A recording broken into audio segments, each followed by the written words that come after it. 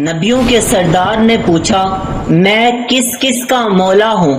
پھر حضرت علی کا ہاتھ اٹھایا اور فرمایا من کنت مولا ہوں فہذا علی مولا، میں جس کا مولا ہوں اس کا یہ علی مولا ہے۔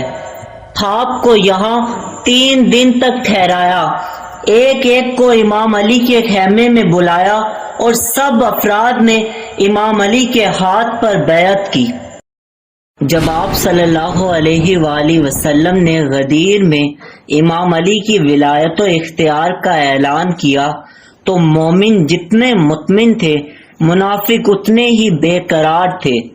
آج کے دن منافقین کی بہت عجیب حالت تھی، نہ وہ بول پا رہے تھے نہ رو پا رہے تھے، انہیں نہ آسمان کھا رہا تھا نہ زمین نکل رہی تھی، ہاں مگر بار بار آسمان سے گرا کر کھجور میں اٹکایا جا رہا تھا اور ساتھ ساتھ دھوپ کی شدت میں تڑپایا جا رہا تھا، شاید انہیں غدیر راس نہیں آ رہا تھا۔